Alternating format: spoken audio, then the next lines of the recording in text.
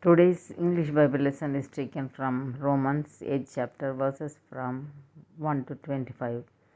There is therefore now no condemnation to them which are in Christ Jesus, who walk not after the flesh but after the Spirit. For the law of the Spirit of life in Christ Jesus hath made me free from the law of sin and death.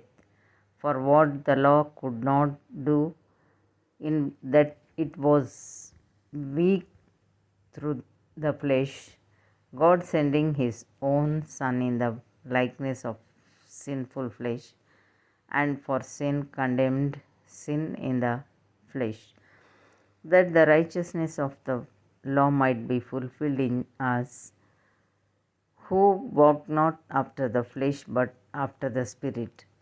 For they that are after the flesh do mind the things of the flesh, but they that are after the Spirit the things of the Spirit.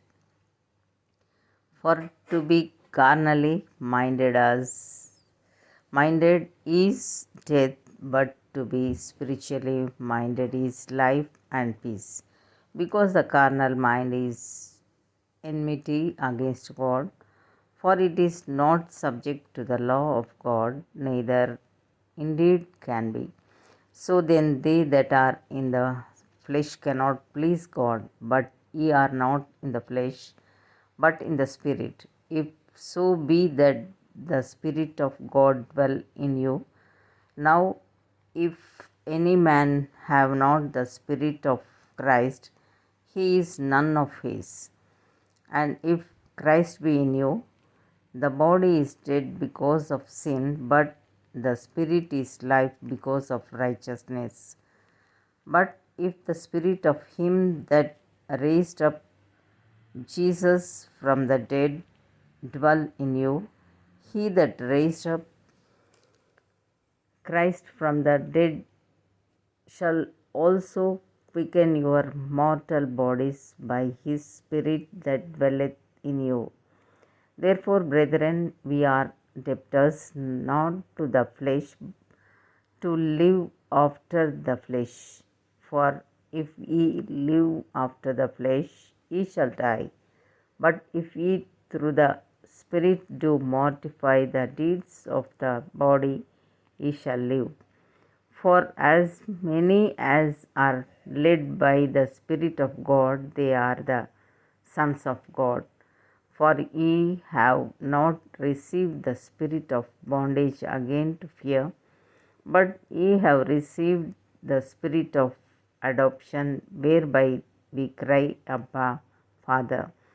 The Spirit itself beareth witness with our spirit that we are the children of God. And if children, then heirs, heirs of God, and joint heirs with Christ, if so be that we suffer with him, that we may be also glorified together. For I reckon that the sufferings of this present time are not worthy to be compared with the glory which shall be revealed in us. For the earnest expectation of the creature waiteth for the manifestation of the sons of God. For the creature was made subject to vanity, not willingly, but by reason of him who hath subjected the same in hope, because the creature itself also shall be delivered from the bondage of corruption into the glorious liberty of the children of God. For we know that the whole creation groaneth and travaileth in pain together until now. And not only they, but ourselves also, which have the firstfruits of the Spirit, even we ourselves groan within ourselves, waiting for the adoption, to wit the redemption of our body.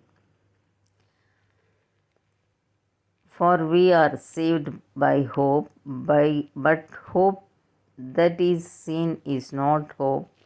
For what a man seeth, why doth he yet hope for? But if we hope for that we see not, then do we with patience wait for it. Here ends the Bible lesson.